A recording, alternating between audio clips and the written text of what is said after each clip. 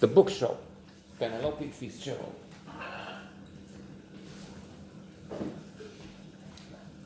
An excellent novel, very short, only a little more than 100 pages, I don't know, 110, 20 pages or something. But fabulous, humorous too. Although humor is just an added value, it's an extra, because otherwise I wouldn't say this is a drama. It's not sad. It's not existential, dark, depressing, human being at the center, the protagonist, the heroine being crushed.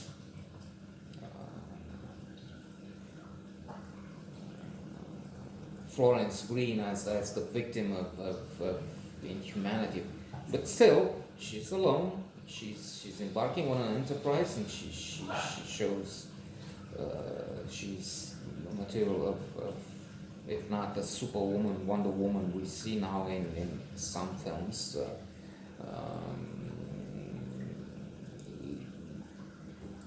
A cartoon character flying through space,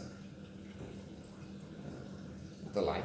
She's extremely courageous, as one other personage states, because she's opening up a bookshop in a very small town, against, well, I'd say, all odds. Indeed, she's taking the old house, a place in town which had been abandoned for many years. For 7 years, nobody has done anything, I think, to it. Damp. It has an annex. Is it the oyster room, which is to be demolished because there's nothing she can do about it. I mean, if even for storage, if you put books in it, they would just become damp and will be destroyed. So anyway, when she's trying to open this, and she has negotiated, she had been negotiated for 6 months about on the price on a loan. She cannot, of course, take money. She doesn't have money from her pocket. The main character, but she's going to the bank, where we have an interesting character, but then the book is populated with interesting figures, telling her, well, I can give you advice, I know from her, but when in fact he doesn't really help. Yes, he approves the loan eventually, but things he says are not supported really, are not helpful. And on a consecutive discussion, if I remember, he claims to have mentioned a situation there, when in fact he had not. Something I told you about that annex, but he didn't. So anyway,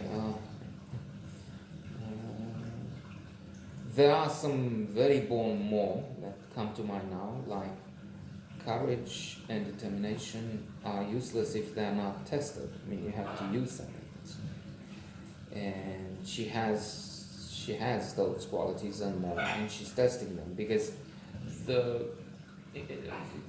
we can say most important figure in the area, a woman,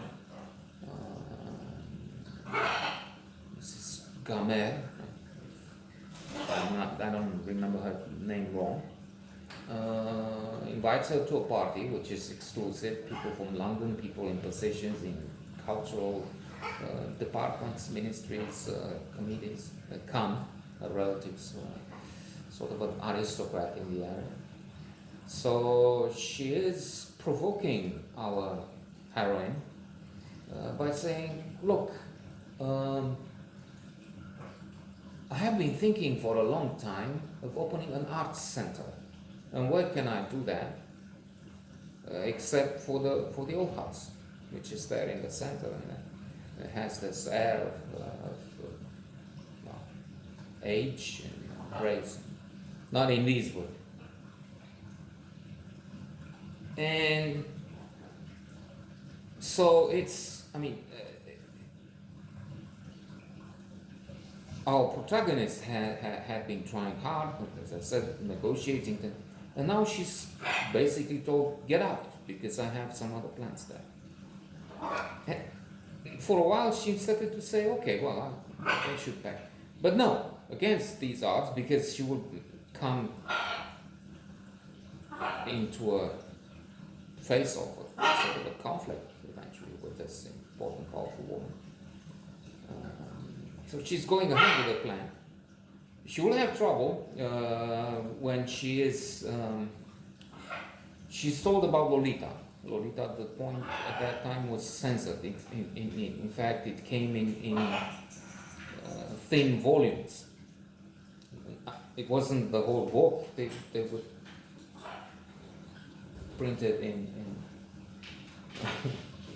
series, and a reviewer said it's decadent. It's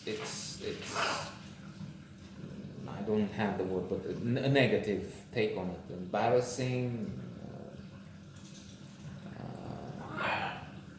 to be rejected. But then Graham Greene called it a masterpiece. So she's getting some help from a reader in the city, because she's modest also. She says, I'm a tradeswoman. I don't know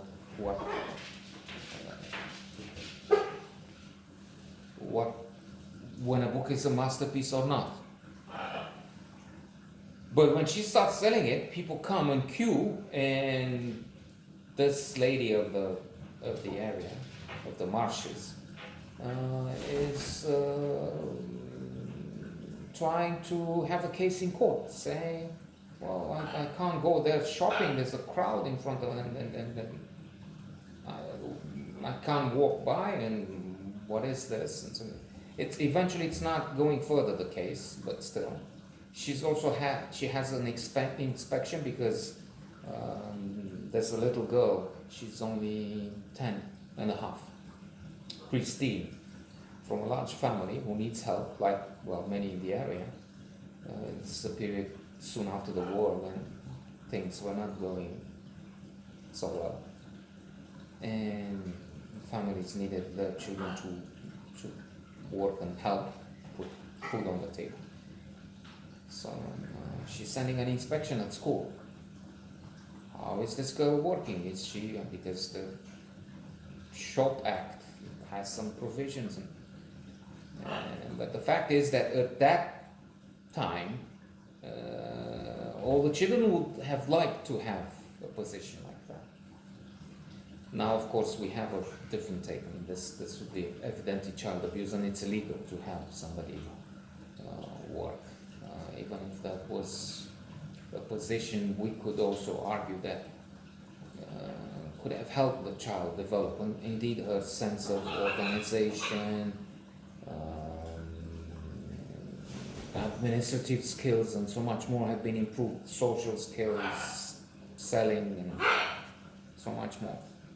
But maybe I'll have another note on this, because this is a very entertaining, excellent book.